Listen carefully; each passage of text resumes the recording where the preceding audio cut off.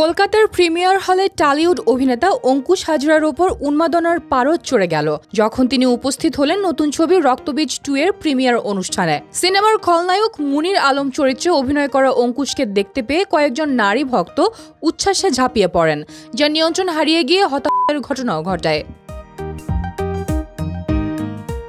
শুক্রবার সন্ধ্যায় কলকাতার এক প্রেক্ষাগৃহে অনুষ্ঠিত হয় রক্তবীজ 2 এর প্রিমিয়ার, যেখানে টলিউডের আলোচিত নির্মাতা দম্পতি নন্দিতা রায় ও শিবপ্রসাদ মুখার্জি উপস্থিত ছিলেন। পাশাপাশি প্রমুখ তারকাদের উপস্থিতিতে জমে ওঠে জমকালো আয়োজন। প্রসেনজিৎ চ্যাটার্জি, আবির চ্যাটার্জি, কাঞ্চন মল্লিক, অনুসুয়া মজুমদার, মিমি চক্রবর্তী ও নুসরাত জাহান সহ অনেক তারকারা দর্শক হিসেবে উপস্থিত ছিলেন।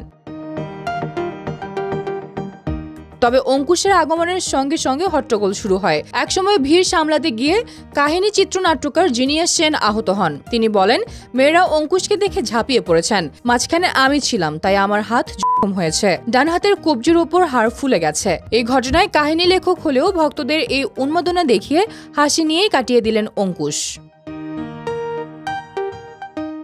অঙ্কুশ বলেন, নন্দিতা শিবু জুটির ছবির এটাই ম্যাজিক, সবারই ভালো লাগে এই ছবিগুলো। অন্যদিকে প্রিমিয়ারে উপস্থিত প্রসেনজিৎ জানান, তিনি বাংলা সিনেমার প্রতিটি শিল্পীর জন্য শুভকামনা রাখেন। মিমি চক্রবর্তী বাবাকে নিয়ে অনুষ্ঠানে এসেছেন, আর নুসরাত জাহান সাম্প্রতিক অর্ডার ছাড়া বর্ডার পাস সিনেমার সাফল্যের খবর সবাইকে জানিয়ে শুভেচ্ছা জানিয়েছেন।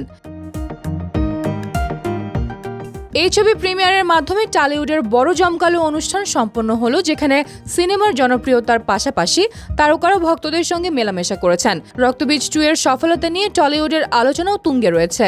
অবশেষে বলা যায়, অঙ্কুশের কারিশমা ও ভক্তদের উন্মাদনা মিলে এই দিনটি হয়ে উঠল আরও স্মরণীয়।